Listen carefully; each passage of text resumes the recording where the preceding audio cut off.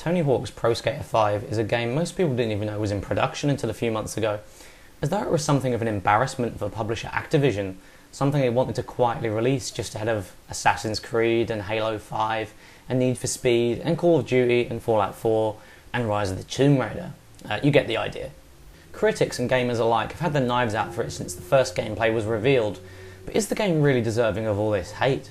I think it's very apt that if you currently Google the phrase dumpster fire, the first news result is a review of this game. You'd need to be a very forgiving, misty-eyed fan of the series to give this one a pass, because it's an incredibly rough title and one of the most inept entries into a AAA franchise I can ever remember playing. For starters, it's worth noting that this is the first sight you'll be greeted with upon attempting to play the game.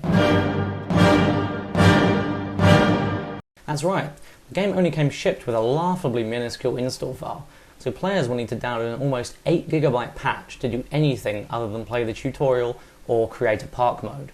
That sort of slapdash production sadly carries through to the final game, which is full of glitchy nonsense like this, and this. Then there was a glitch which simply left me hanging in a menu with no option to escape other than to restart the game. And then there was a random outright crash. Once the game starts, it's basically the same old Tony Hawk's modes you've played before. Some can be fun, like pulling off tricks to stop your head growing bigger and eventually exploding, and trying to clear balls out of a pool in a time limit. And my personal favourite, destroying targets with rockets from your skateboard using a slightly awkward kickflip move. The problem is that it's just the same thing on every map with mild variations. The balls might be a different object, maybe the target is placed slightly differently. Meanwhile, some tasks are simply so aggravating you'll try and avoid them entirely. Others are more busy work than anything. After all, who wants to skate around collecting 75 lunchboxes? The game then tries to introduce gimmicks to keep things interesting, like the ability to jump higher, and near the end of the game the laws of gravity seem to disappear pretty much entirely. Though honestly, you've done well if you persevere this far, because by the time you reach the 7th level, of which there are 8, the challenge goes from fair to frequently infuriating. It's additionally maddening because the asteroid belt world is easily the best looking of the locales, but by far the most annoying to play. If you're anything like me that is not a preternaturally talented Tony Hawk's player, then you'll likely give up altogether before you make it past this level, leaving the final 8th level an enduring mystery. And to make matters worse, every time you finish a mission, you have to wait about 15 seconds for the game to reload and spit you back out onto the map you were just playing in. Why can't we just seamlessly roam from one task to the next in 2015? And it'll often just randomly throw you into a multiplayer game regardless of whether or not you've asked it to. In terms of the core mechanics, on the plus side there are moments of awesomeness. Pulling off a massive combo is addictive and incredibly satisfying, and you could certainly argue that the game is actually too lenient considering that there aren't any punishments for failing to balance a grind. Sadly though, a lot of the time Tony will just skate on the spot before he moves, which looks incredibly stupid, and the ragdoll physics look more unintentionally comical than anything. Also, the aforementioned glitches are a huge problem throughout. The game also has a terrible interface across the board, with something as simple as matchmaking causing the screen to freeze for several seconds at a time. Spending your new skill points meanwhile requires the player to leave the game, spend the points and then return.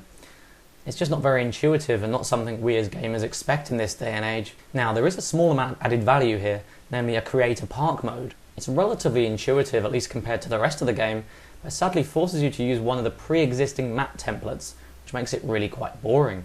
And there is a dedicated online multiplayer component, but it's hidden away in a menu the game never really draws your attention to. The score attack and deathmatch challenge modes are relatively entertaining, but most of the time I struggled to find anyone to matchmake with, resulting in embarrassingly lonesome situations like this. So lonely, so lonely, so lonely inside real Rome. A big fuss was made of the game's graphics when it was first shown off, but to be fair, anyone telling you it looks like a PS2 game really needs to go back and play some of these games on the PS2.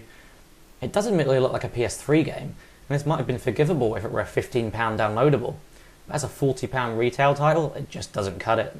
In conclusion, Tony Hawk's Pro Skater 5 is clearly a game rushed out on a small budget to make a modest amount of money before Activision's licensing deal expires at the end of this year. If you saw this summer's Fantastic Four movie, this is basically the video game version of that, churned out on the cheap with mediocre visuals and a general lack of care for anything but scraping in some more cash before the guillotine falls. Whether it kills the Tony Hawk's brand outright will remain to be seen, but the current Metacritic score of 27 is obviously tremendously embarrassing. If the series can get going again, it absolutely must be removed from Robomoto's hands. The game isn't this ET level catastrophe that some might have you believe, but its fun moments are vastly outweighed by its slack presentation and general lack of interest. Tony Hawk's Pro Skater 5 gets a very disappointing, if not really unexpected, 4 out of 10. Thanks for watching, and I'll be here from dusk till Shaun.